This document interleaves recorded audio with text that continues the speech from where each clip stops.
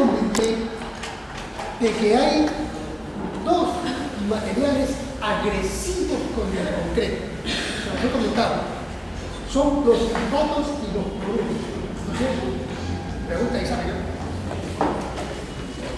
Les conté que en el Callao, ¿alguno de ustedes es Callao?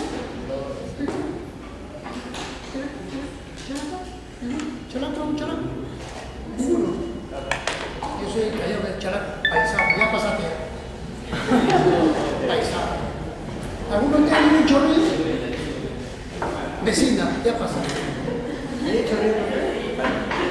Bueno, entonces, ¿qué pasa? De que esos suelos que se van formando en forma errática, o sea, tiene cualquier tipo de formación, tiene unos componentes que son sales, las sales que se llaman sulfatos.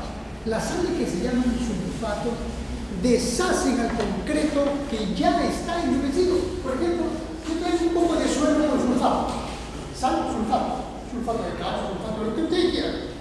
Tengo el sulfato, lo humedezco y embadurno en esta columna. Y lo dejo ahí y le echo agua todos los días al sulfato. A la vuelta de 15, 20, un mes, la arena comienza a salir. Quiere decir que el sulfato produce una reacción química que elimina la fuerza cohesiva del cemento y lo vuelve poroso. Yo he tenido la suerte de experimentar contra una pared de ladrillo calcáreo, de ladrillo tipo la casa, ladrillo parvador, tipo ladrillo de concreto, en una construcción en La Molina donde el cerro, la formación Pamplona, el cerro de La Molina se llama formación Pamplona, los Andes, ese cerro tiene sulfato y fue con la humedad natural de la capa freática, o sea, la humedad del subsuelo, fue subiendo el manto de sulfato y llegó a tener contacto con la pared que estaba compuesta de ladrillo de concreto. Y entonces nos llamaron para hacer una investigación y yo me di cuenta que el sulfato había atacado la pared. Cogí mi llave y raspé, me parecía arena. Entonces ya hice alarma, bueno, a ver, mire, yo toco pared. Claro, si era arena, ya se había descompuesto el cemento, se había vuelto poroso, había perdido su capacidad cohesiva del concreto por el sulfato. Y el sulfato sube cuando sube el agua subterránea, porque está en suspensión. Y entonces, ¿qué pasa en el Callao? El paisano debe conocer eso. En el Callao, cerca a la capitanía del puerto, ¿no? En el Callao, hay sulfatos. Y aparte hay cloruros, el agua del mar tiene cloruros, el cloruro es la sal. Y entonces el fierro de construcción se obtiene en la naturaleza formando óxidos, óxido férrico, óxido ferroso. Usted va al cerro, saca un poco de tierra que tiene óxido ferroso, lo llevan al horno, lo funden y sale una varilla, luego una varilla de fierro de 5 octavos, de fierro de media. Ustedes no encuentran ni el cerro un fierro de media, eso es imposible, encuentran óxido. Entonces, apenas el fierro entra en contacto con el cloruro, comienza un proceso acelerado de descomposición y de oxidación. Entonces ya tenemos dos cosas totalmente agresivas contra un concreto armado, contra una columna de concreto armado, una zapata de concreto armado, una plaqueta de concreto armado, cualquier elemento de concreto armado que esté en contacto con el suelo. Mediante la humedad puede atacar los sulfatos y volver poroso al concreto. Cuando el concreto se vuelve poroso, deja vacíos. Y por esos vacíos sube el cloruro y destroza todo el fierro de construcción. En la capitanía de Puerto de Callao, una empresa constructora, el esposo de una profesora, no voy a decir su nombre, hizo su compañía constructora. Y esta profesora llegó a ser ministra, tampoco voy a decir su nombre. Y resulta que este señor, honesto, una persona honesta, cogió una obra en la capitanía del puerto del Callao. Una obra que tenía un perímetro de 200 metros de perímetro y era una edificación que tenía una altura de 12 metros. La idea del arquitecto, el que peleó, dijo, como no podemos sacar el muro perimétrico, porque forma parte del Instituto Nacional de Cultura en esa época, es propiedad intelectual, entonces no podemos tocar la capitanía del puerto, la arquitectura de la capitanía del puerto, por lo menos la fachada de la capitanía del puerto. Ahí estuvo Miguel Grau, estuvieron pues célebres, ¿cómo se llama? combatientes de la guerra del Pacífico, ¿no? Formaban parte de la Capitanía del Puerto, de la Marina de Guerra del Perú, ¿no? Montesinos, bueno, ese no. Entonces, ese cerco no se podía tocar. Y el arquitecto René Goyenes dijo, voy a diseñar un edificio dentro sin tocar las paredes. O sea, no voy a tocar la pared y acá voy a sacar todo y voy a usar la cascarita del edificio y acá voy a montar un edificio de 3 pisos más un sótano. Capitanía de Puerto modernizada, con aire acondicionado, sistema de cómputo, es decir, domótica. Pero no podía tocar la fachada. Entonces, en el proyecto estructural se dijo, ojo, se ha hecho estudio de mecánica de suelos y aquí hay sulfatos y cloruros. Vayan a hacer un pique y averigüense qué está pasando con la cimentación antigua. Y entonces fueron 5 o 6 concursantes contratistas y recibieron el estudio de mecánica de suelos y hicieron un pique. Un pique, mandaron a una persona a que haga un hueco y vean lo que va a pasar con la cimentación. Y la compañía que ganó la licitación no fue. Un poco soberbio dijo, ¿para qué yo soy yo? Entonces no necesito ir a ver. Y no fue. Cuando comenzó la construcción, se suponía que este muro tenía un cimiento y había que unir la cimentación del nuevo edificio con la cimentación de este muro que medía 12 metros. Había que conectarlo con una serie de anclajes epóxicos, resinas epóxicas y una serie de procedimientos modernos de construcción. Cuando buscaron zapatas, no había zapatas. Buscaron cimientos, no había cimientos. Lo que había era una mezcla un poco marrón plomiza. ¿Qué cosa había ocurrido? Que el suelo del Callao, como tiene constante humedad, había subido los sulfatos, había erosionado la cimentación de estos muros y de todo el edificio. ¿No? Y luego que el concreto se volvió poroso, subieron los cloruros, agua de mar, y destrozaron todo lo que era concreto armado. Entonces, hay que tener mucho cuidado cuando ustedes hagan una excavación como arquitectos, preguntar qué tipo de suelos es.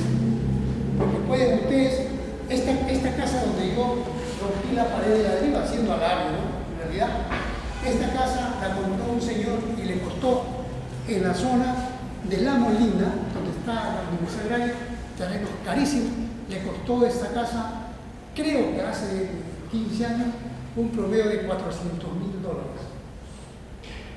Hace 15 años, cuando el dólar era como decir $2 de ahora. La zona era pues muy exclusiva, ¿no? Terreno de 1000 metros y una casa, ¿no? Y se gastó como $200,000 en resanar toda la cimentación que había sido afectada por los sulfatos, felizmente no por los cloruros.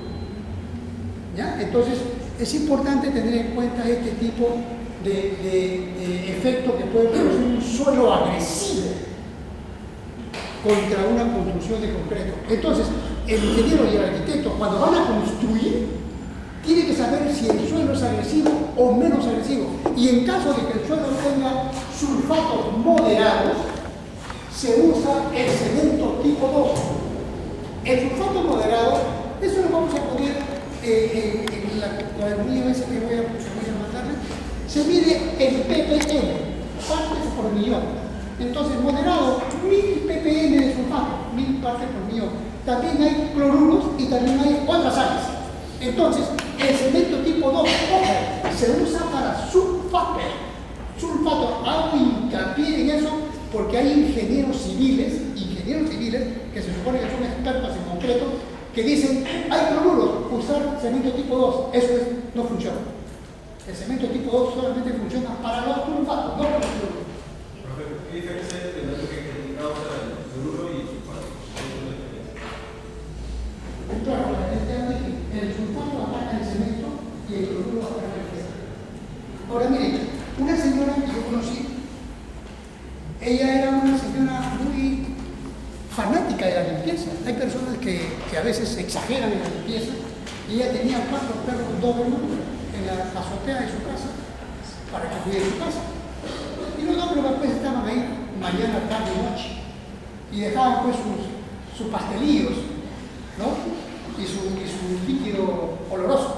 Y la señora se levantaba en la mañana y le decía a su mayordomo, agua, y agua, y agua, y agua. Recogía las tornas y agua, y agua. Y toda esa agua mezclada con la pichi del perro, ¿no? Se iba filtrando en el techo. Y un día el techo de concreto armado se partió por la mitad. Se partió. El techo medía 20 centímetros, se partió en 2 pedazos de 10. Una vez que se parte 2 pedazos de 10, se comenzó a hundir. Y entonces llamaron a los ingenieros, hicieron una investigación. ¿Qué había ocurrido? Que la urea del perro contiene cloruro. El cloruro con el agua había atravesado el concreto y había llegado hasta el fierro de construcción. Una vez que llegó al fierro de construcción, produjo la oxidación violenta. Y el fierro, cuando se oxida, se hincha. Y cuando se hincha, se separa del concreto. Y si se separa del concreto, ya no es concreto armado. Tuvo que botar 150 metros cuadrados de construcción de una casa que tenía un área como de 250 metros por piso, enorme en Santa Catarina. Y entonces comenzaron a hacer trabajos de alta cirugía que se puede hacer y lograron restablecer los 150 metros. Y la esposa me llamó un día y me dijo, Pedro, acá hay una enfermera, mira, se está saltando el techo. Y el marido viene un maluquero, píntalo que lo voy a vender. Vendió media casa malograda, bueno, ya un tema que no puedo opinar. Entonces, así afecta el cloruro al fierro. Entonces, cuando ustedes detecten en el análisis del estudio de mecánica del suelo cercanía del sulfato, ya saben que su concreto tiene que tener cemento tipo 2 si la condición es moderada. Ahora viene el cemento tipo 3. El cemento tipo 3.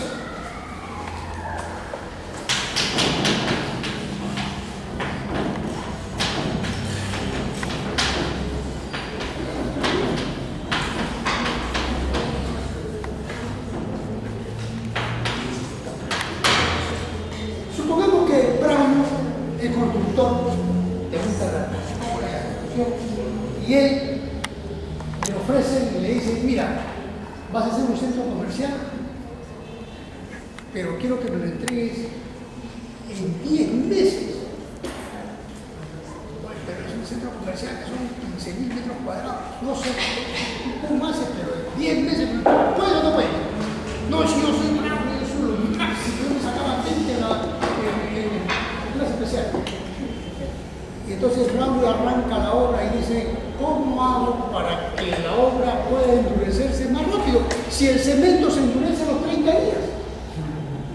¿No es cierto? ¿Cómo hago? Yo no lo puedo hacer cemento, voy a andar por no, tienes que usar algo especial. Y ustedes dicen, oye, un acelerante de fragua. El acelerante de fragua es un material que acelera la fragua. O sea, lo pone durito, pero no aumenta la resistencia. Quiere decir que en los 30 días se va a demorar para llegar a los 210. En cambio, hay un cemento tipo 3 que tiene altas resistencias iniciales. Cuesta un poco más, es tipo 3, pedido especial, y ese cemento no necesita tener 28 o 30 días. A los 28 días, cuando inicia su gran resistencia, puede tener una resistencia a los 15 días. Y entonces, cuando queremos hacer una obra de alta velocidad, se puede usar un cemento tipo 3, de altas resistencias iniciales. ¿Correcto? Y luego viene el cemento tipo 4.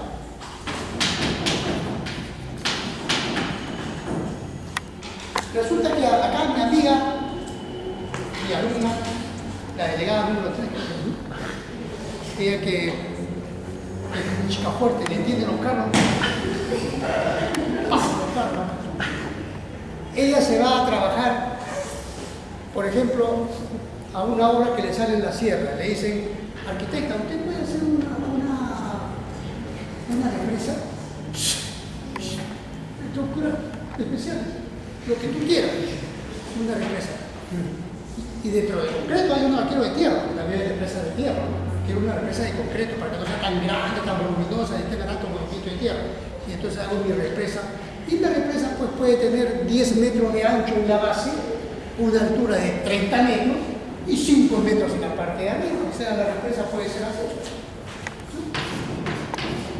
Acá está el agua, por acá sale el chorrito de agua para irrigar grandes extensiones de vertidos. Las represas son para detener el agua, formar una laguna y luego ir graduando el agua para que vaya regando con un gran reservorio. Son obras que se usan en el Perú, Gallito Ciego. ¿Conoce Gallito Ciego ustedes?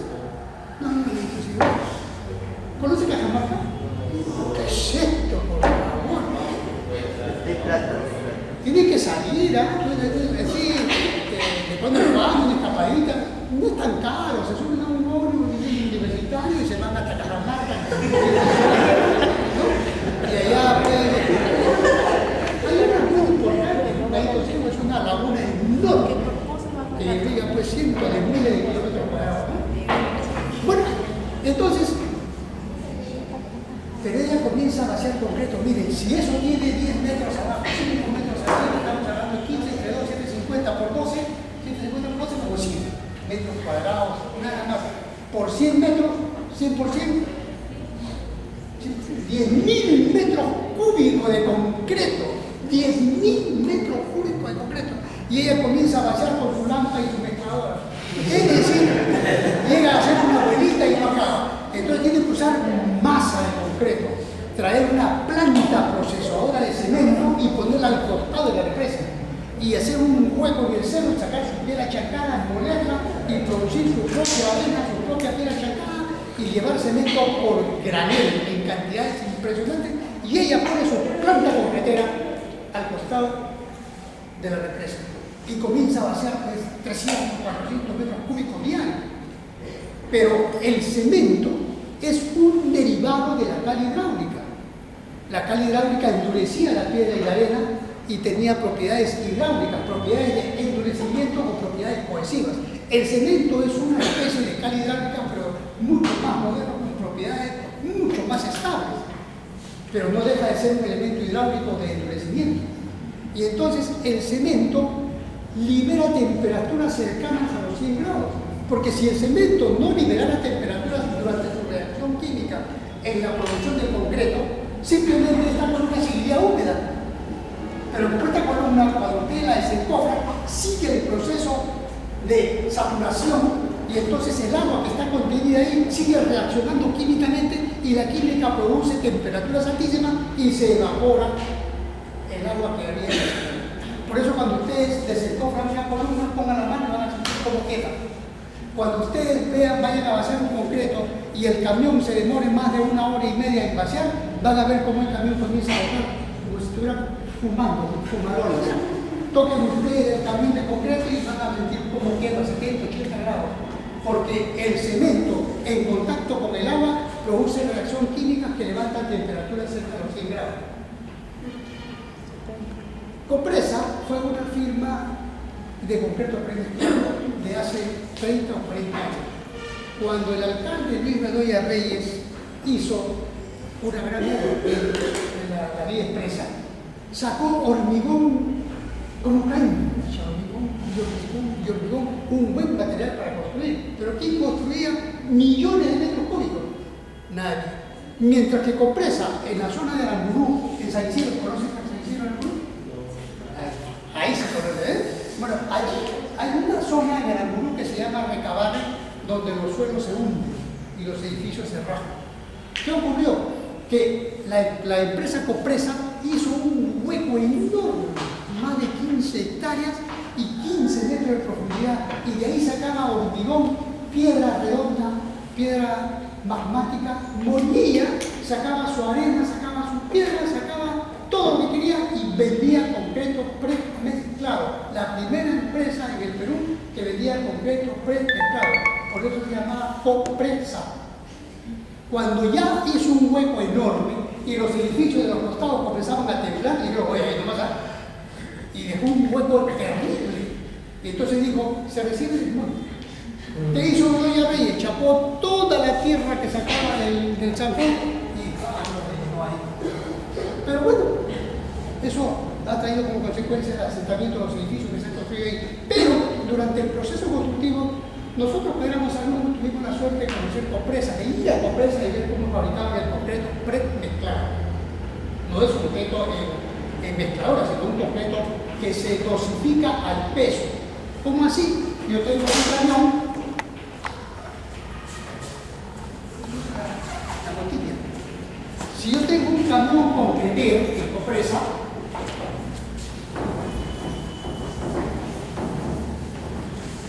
Compresa es una cosa así, enorme, y acá tenía piedra,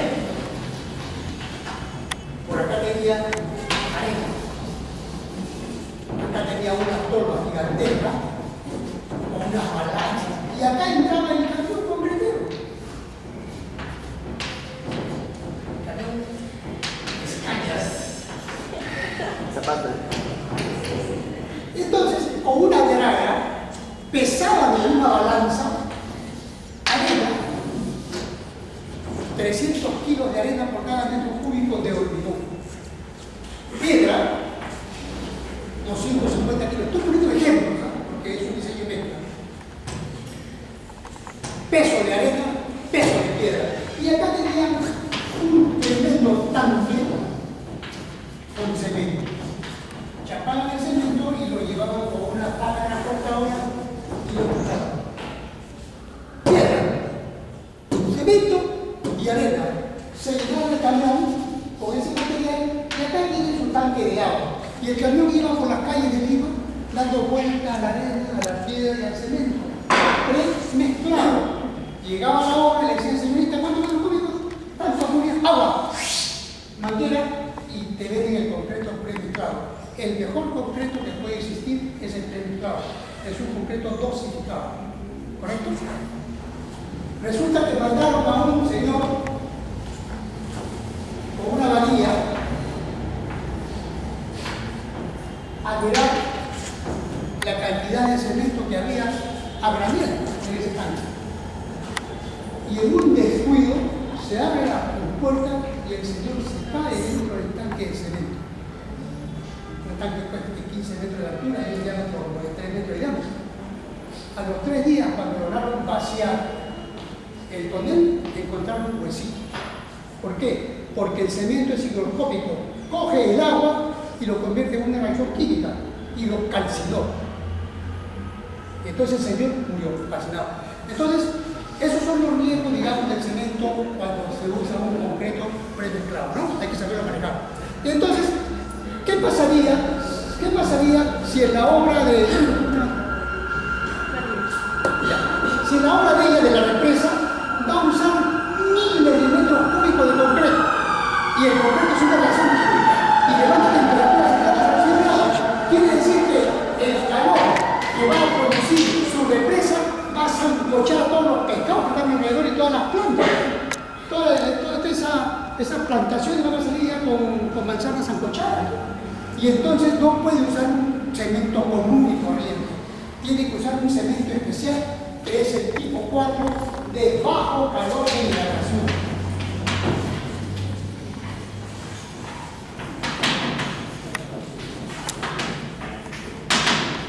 ¿Correcto? Ya vamos para atrás. El quinto tipo de cemento. Resulta de que estábamos en la Molina construyendo Braulio, y resulta que Braulio agarra una obra de El Callao. Y me dice, oye, cuidado del Callao. El Callao tiene mucho formato. Trome, de la Molina. Pero el Callao, en lugar de tener 1500 ppm, tiene 5000 ppm. Muy fuerte. Y por más que eche cemento tipo 2, siempre se va a valorar. Y usa el tipo 5. Para un formato se queda.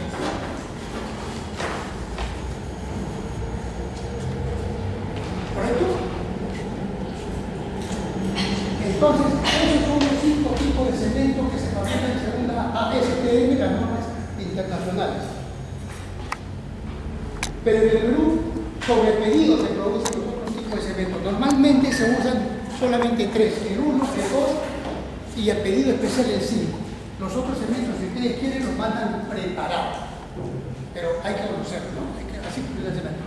Ahora, vamos a cerrar el tema de cemento porque es un tema muy importante, ¿ya?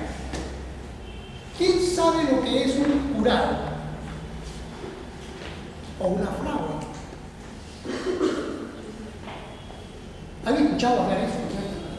El curado de concreto, la fragua, el concreto, ¿qué es? Fuerte, ¿eh? Cuando el líquido que se encuentra en el cemento, en cemento, sale por los poros que se forman con los poros capilares y evaporan, o sale en forma de líquido, sale como líquido o sale en forma de vapor. Sí, creo que es la exudación. Sí, exudación. No, pero ¿qué cosa es eso? ¿Fragua o Exudación. ¿Ah? Exudación. Ya. Miren, en lo que tu compañero está hablando del tema de exudación. Si por ejemplo nosotros para poder trabajar con una bienarra de concreto le echamos bastante agua para que entonces el vibrador no se quede trabado y sea bien bonita la columna. Le echamos mucha agua, entonces cuando mucha agua tiene un concreto, mucha agua evapora el concreto. Si mucha agua evapora el concreto, muchos vacíos deja el concreto. Y si muchos vacíos deja, es un concreto poroso malo. Entonces un concreto no debe tener mucha agua y la exudación que él menciona es una forma de controlar. Si ustedes vacian una columna y ven que está chorreando el agua, esa columna está mal vaciada, con un concreto que no va a alcanzar la resistencia. Se llama exudación. También hay otro proceso, por ejemplo, que cuando se echa mucha agua y se vacía de una altura muy grande, se produce una descomposición. Primero caen las piedras, después cae la arena, después cae el cemento. Y cuando ustedes desahogan una columna, tienen abajo piedrita, en medio arenita y arriba su cementito. Le ponen un gato encima y se cae la columna, ¿no? Entonces ese es otro proceso de descomposición del concreto.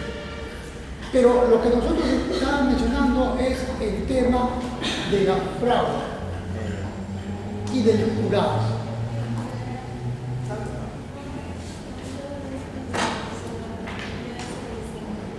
¿Ya? ¿Le echas agua? ¿Ya?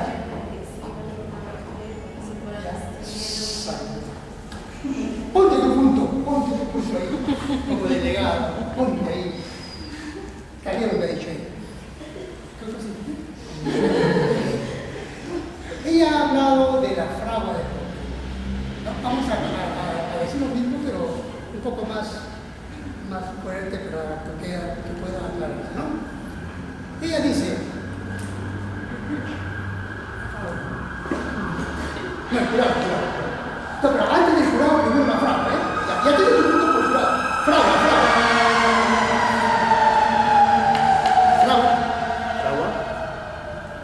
¿Es el proceso en el cual el concreto, la mezcla llega a endurecerse? Ya. Es el proceso, ¿no? De pasar de mezcla. Oye, pero tú dijiste lo mismo. Tú dices jurado. Ya, sigue. No, para mí es el proceso en el cual te pasas de la mezcla al concreto endurecido, desfraguado. ¿Y por qué pasa eso? Ya, pero ¿qué pasa? ¿Qué ocurre? Hay que siempre ver por qué, ¿no? ¿Por qué? Por ejemplo, ella no te contesta el teléfono. ¿Por qué no me contesta el teléfono? Logrando el cemento llega a extender todos los filamentos. Entonces, al extender todos los filamentos ya como que se detiene el proceso de trabajo. Después se ahí cuando lo se trabaja. Ya. Punto por otro de punto para la fragua. Ahora yo lo voy a explicar en un lenguaje más, un poquito más técnico. Es casi lo mismo que os he dicho. ¿Qué pasa con la fragua? Bien. Vamos a suponer que yo tengo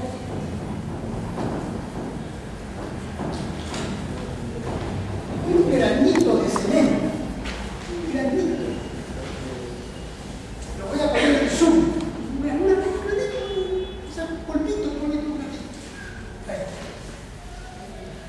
Un zoom. La arena.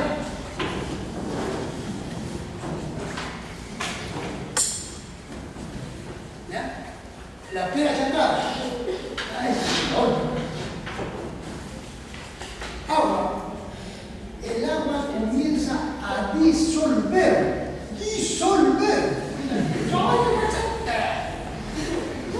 Comienza a disolver la cascarita del granito de cemento. La pelotita de cemento se comienza a disolver. Y este poquito que se disuelve se convierte en gelatina. Gel. No es para el pelo, y se adhiere a la arena. Se adhiere gel. Eso se llama el proceso de fragua. Es un proceso químico donde el agua reacciona químicamente con el granito del cemento, produce la descomposición y eso se vuelve un gel que es un pegamento de alta adherencia a la arena y a la tierra. Y se va formando, se va endureciendo. Ahora, cuando se inicia el proceso de endurecimiento, demora entre 1 hora y 1 hora y media. Cuando ya pasó 1 hora y media, ya se levantó la temperatura, ya se unieron los granos, no deben permitir que se vuelva a mover el concreto. Porque a la hora y media ya se pegó la arena, la piedra, y el cemento, ya se pegaron. Entonces hay gente que el camión está 3 horas ahí. Oye, ese concreto ya no sirve porque ya pasó la época de la prueba. No, pero es que me cuesta muy caro. Y sí, a la hora y media se produjo la reacción química, se produjo el endurecimiento, se produjo la fragua. Si ustedes vuelven a mover el concreto, se produce la rotura. Y ese concreto nunca va a llegar a la resistencia final. Entonces, cuando ustedes estén en obra, no permitan que alguien eche la arena, eche el cemento, le eche agua y se vaya a almorzar. Y regrese a la 1 hora y media, ya no tienen que decir que batirlo, porque le están dando un concreto de pésima calidad. Ya rompieron la unión química del cemento con el grano de arena y el grano de piedra, que es la fragua. ¿Correcto? Ahora, ya, se endureció. 1 hora y media comienza a endurecerse. Y en ese momento comienza a perder humedad, porque son temperaturas de 100 grados y el agua se comienza a ir. Y miren, solamente la pelotita se había disuelto hasta aquí nomás. Y allá habíamos preparado un concreto que de 210 solamente se había disuelto una partecita. Y en lo mejor de todo iba a llegar a 160. Porque no se disolvió todo. Porque nunca se disuelve todo. Pasada la hora y media, viene Angelín con su barco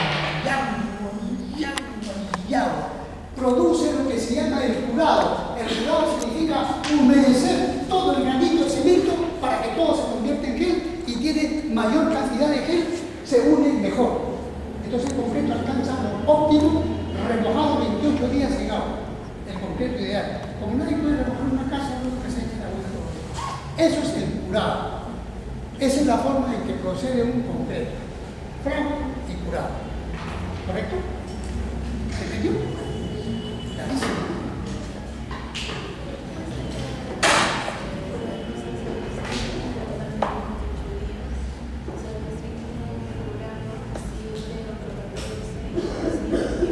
Claro. Está yendo un poquito más adelante, pero así me gusta, no son así. Pregunta de los alumnos cuando son se meten así más allá y hacen como el profesor pueda sacar. Dice, ¿y qué pasa con los 14? ¿Por qué los 28? 7, 14, 28. Entonces, ¿qué ocurre? Eso ya es un proceso de endurecimiento y no de curado. Y lo que le miren algo por lo que le voy a decir. Como yo he vaciado una columna, yo digo, ¿será cierto que este concreto que hemos vaciado es de 110? ¿Llegará a los 110 a los 28 días? ¿Será cierto eso? Entonces, cuando ustedes hagan un vaciado de concreto, lo primero que tienen que hacer son 2 controles. Ya no estamos metiendo a la cemento, ¿no? 2 controles. El primer control, la probeta, que tiene 15 centímetros de diámetro o 5 pulgadas, y tiene 12 pulgadas. Entonces, ustedes durante el proceso de construcción, ustedes están así como arquitectos. Le dicen al camionero, al que vende el concreto, sácame 6 probetas. La arquitecta que termine el vaciado y ahí le preparo su concretito. ¿Qué cosa? Me sacas concreto del que estás vaciando, porque es el que va a durar un montón de tiempo. No que te vas a preparar un concreto. Y están en la obligación de que ustedes pidan las probetas que quieran. Una vez que obtienen las probetas de esa medida, 6 probetas, las que ustedes quieran, sacan las probetas y se traen, ellos se llevan 3. ustedes se guardan tres y se vienen a la UNI a hacer la rotura del proyecto. Hasta hace 2 años, el laboratorio de la UNI era uno de los peores laboratorios de resistencia de concreto. Es una cosa terrible. Traías el concreto y te entregaban el resultado después que acababa la obra.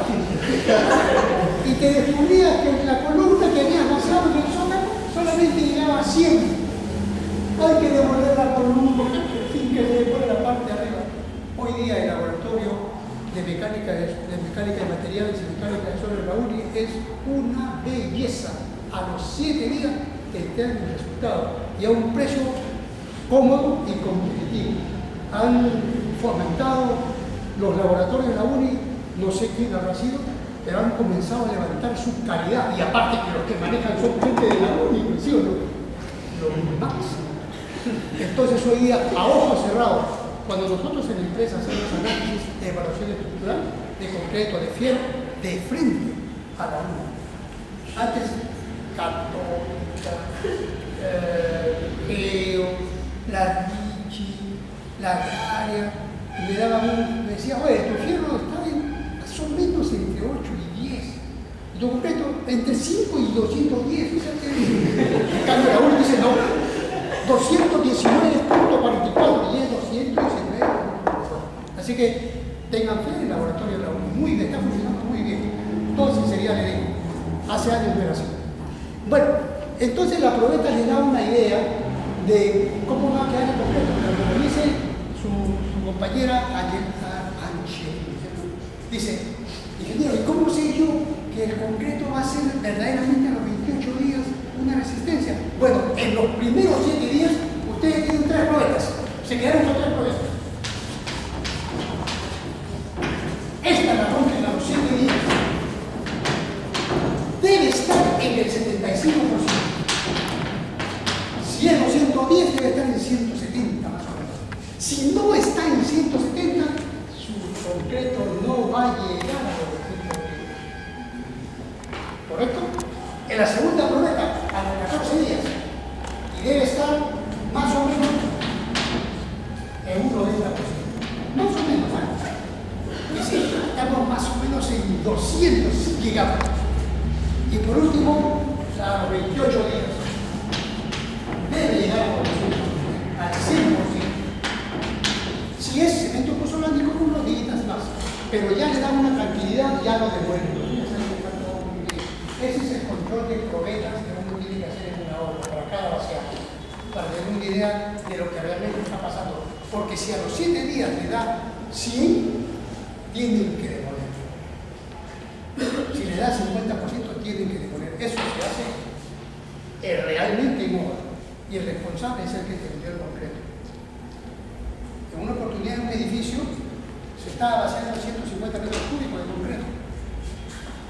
Un área como de 200 metros cuadrados con vigas en un edificio establecido, vigas y todo. Y había como 20 camiones afuera, llenando concreto, un concreto de Premis, otra empresa de reciclado, y un concreto de color verde, con textura, con de textura, sabor, una serie de cosas, un concreto que a la vista era bueno.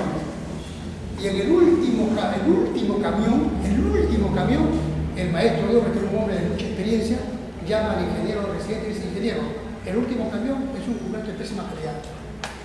¿Y cómo sabes?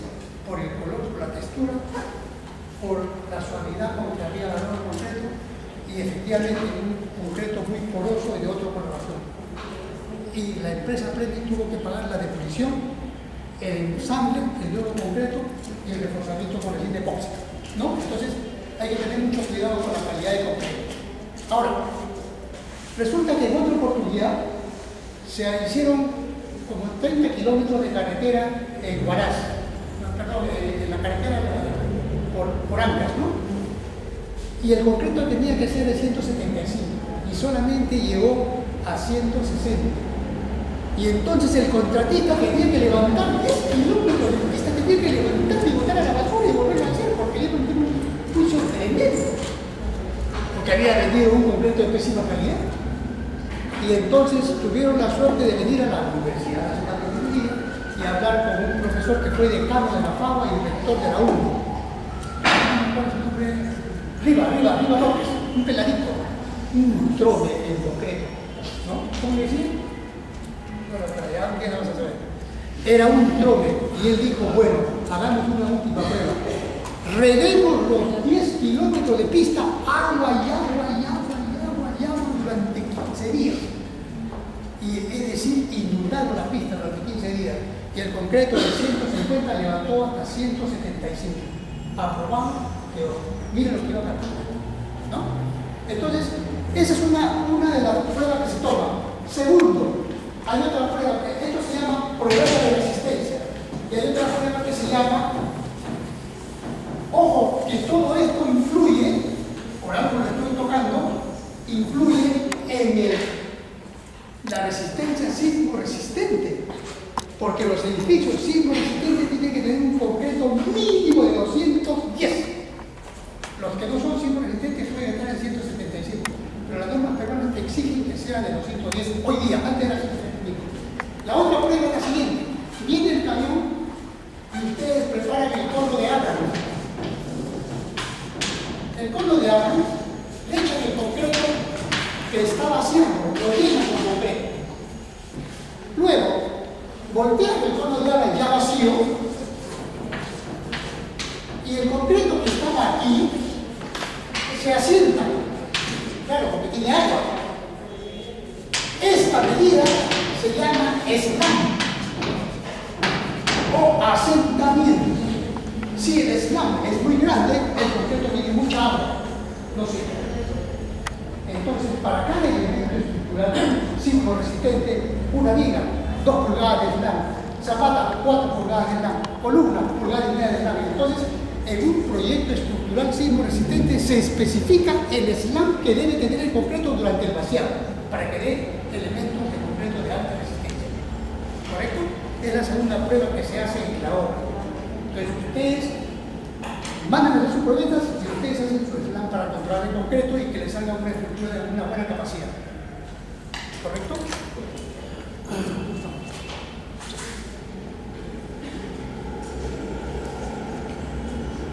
¿Alguna pregunta sobre esto? ¿Ninguna?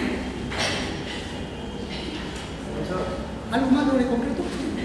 ¿Dijo algo de las medidas de cuánto eslames por columna, por completo? Eso lo hace el diseñador, el ingeniero civil. El ingeniero civil lleva cursos que se llaman diseño de mezclas, que sirve de apoyo al arquitecto. Como el ingeniero civil, hay uno que se especializa en el estudio de mecánica del suelo, que sirve de apoyo al arquitecto. Como hay ingenieros que se especializan en hincados o los famosos muros pantalla. Hay especialistas en muros pantalla que sirven de apoyo al proyecto del arquitecto.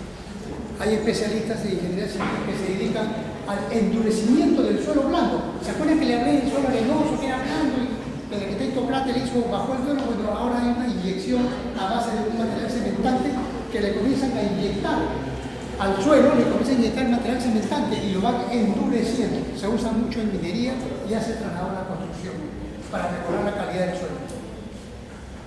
¿Otra pregunta?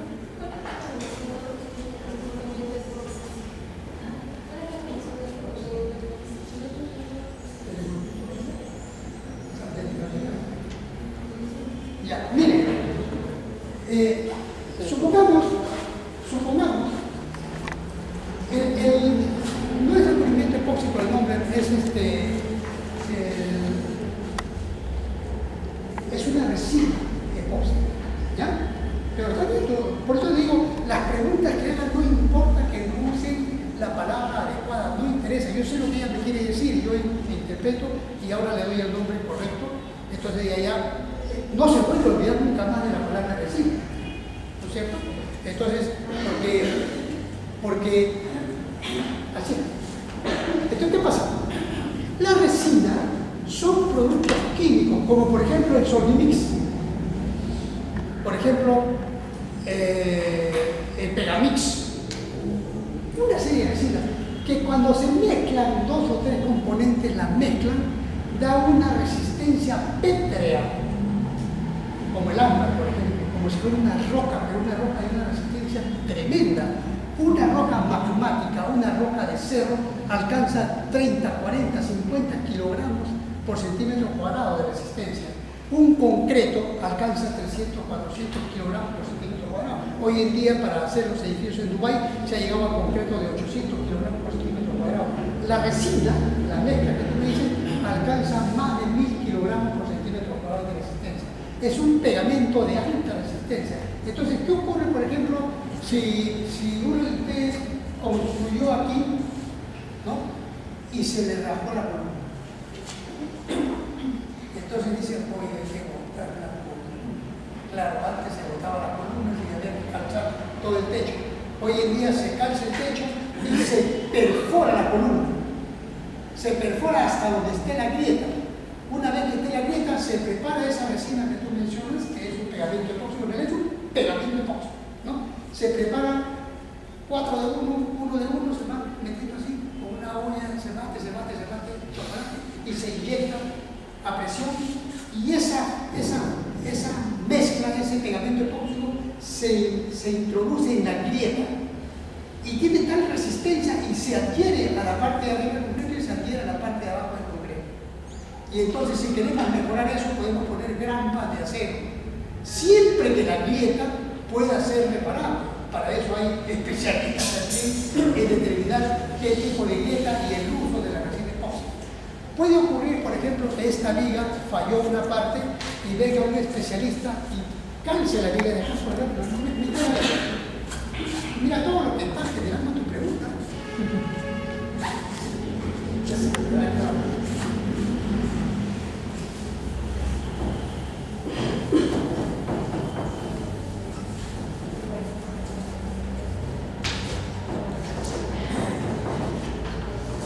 Tenemos una viga y resulta que el arquitecto dice, oye, no se podrá. Acá fallaba. No se podrá resaltar esto.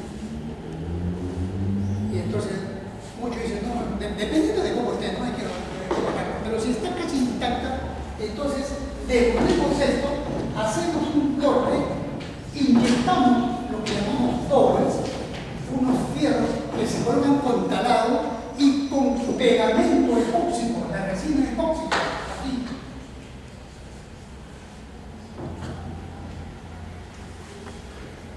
Y se da un ángulo preciso para volver a vaciar el nuevo concreto fresco. Y en esta zona se utiliza también la resina epóxica. Y se acaba de parchar una viga que tuvo una falla sin necesidad de tumbarla. Previo análisis, previa evaluación, si se puede o no se puede resolver mediante el empleo de la resina o pegamento epóxico.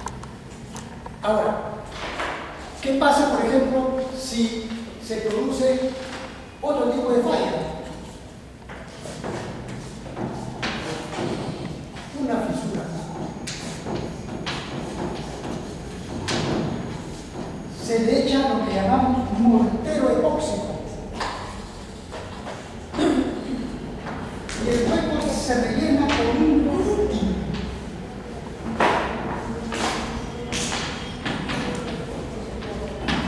¿Qué es el glútin? Yo hago un hueco, acá por ejemplo, resulta que pasaron la columna y salió cangrejera, una columna pobre, toda. Cuando ustedes tengan en una obra una columna que han vaciado y tiene cangrejeras, díganle a tus obreros, no me tapen la columna, no te sientas culpable, porque el obrero que hace, el maestro del obrero, oye, acuérdate que viene el arquitecto, viene el arquitecto, Rafael, no, una boquita, mentira, tienen unos huecos tremendos, termina en el edificio, viene un sismo de grado 5, 6, ni siquiera un terremoto, y se raja la columna.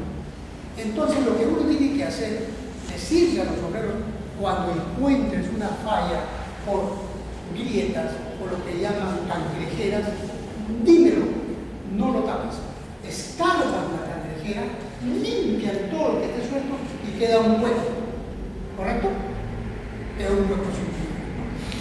Entonces chapan su resina epóxica que está vendiendo ella, porque, ¿no? Y lo echan como pintura, media hora antes, sin dejar con agua. Aspiran el cuerpo, sacan el polvo y le echan como una pintura, la pintura epóxica que le han tenido que preparar en una olla, que cuesta en la 150 horas, ¿no? ¿Verdad? Y una vez que ya está listo el hueco con su resina epóxica, preparan un concreto que se llama gruti, que es un concreto de alta resistencia con cementantes y tiene unos materiales expansivos, que cuando yo echo el concreto se expande y tapa todo el vacío del hueco y el pegamento epóxico actúa ahí. Si no usan ese concreto de gruti, simplemente concreto común y corriente, el concreto común y corriente pierde agua y se contrae y nunca van a rellenar el hueco. Entonces, si yo quiero restablecer una columna que se falló, claro, si ustedes tienen una cangrejera que atraviesa la columna, tiene que tumbarla, pero estoy hablando de una cangrejera pues, que pueda ser reparada, ¿no? Entonces la limpia, pegamento epóxico, gruti y queda tal cual de fábrica. Pero no hay que abusar de eso. El Coliseo de Dios, cuando empezó la construcción, hubo un mal manejo. Por eso yo siempre hago hincapié. Ustedes son gente sana, con una gana de aprender. No permitan estas cosas. El Coliseo de Dios, que ahora están jugando acá en el Coliseo de Dios, las columnas miden 1 metro de ancho por 3 metros de largo. Miden 20 metros de altura, tienen un área más aproximadamente de más de 60 metros y en el centro una altura como de 30 metros. Entonces comenzó la empresa constructora a vaciar un mal manejo económico. Uno de los dueños de la empresa se amarró con la supervisión y cuando vaciaban el concreto usaban una forma inadecuada y todas las primeras 30 columnas tenían cangrejeras. ¿Y qué hacían? Metían epóxico, gruti.